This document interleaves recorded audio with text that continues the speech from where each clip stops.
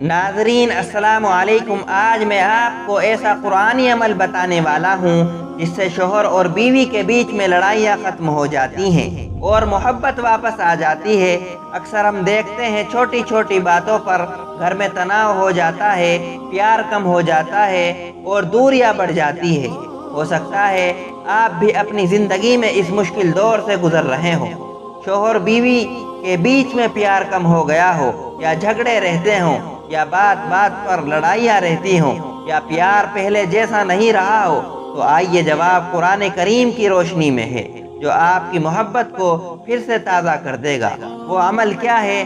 पहला अमल, शोहर का दिल नरम करने के लिए बीवी को चाहिए बिस्मिल्लाहिर्रहमानिर्रहीम 7 मरतबा पढ़कर पानी पर दम करें और शोहर को पिलाएं, और खाना पकाते वक्त उस पानी से खाना पकाएं। दूसरा अमल, शोहर के सामने या सुब्बुहु या कुद्दूसु या गफूरु या वदूदु ये 4 नाम दिल दिल में पढ़ती रहे, ज़बान से ना पढ़े, और खाने पीने पर भी दम करें। जब शोहर पानी मांगे इस पानी पर 7 मरतबा दम करके दें। शोहर के सामने दम ना करें वरना शैतान बदगुमानी में डालेगा।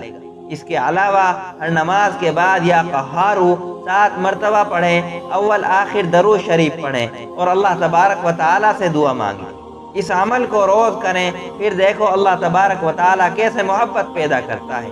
इस अमल में शर्त यह है, पहले नमाज पाबंदी के साथ हमें पढ़नी है, उसके बाद ये अमल करें।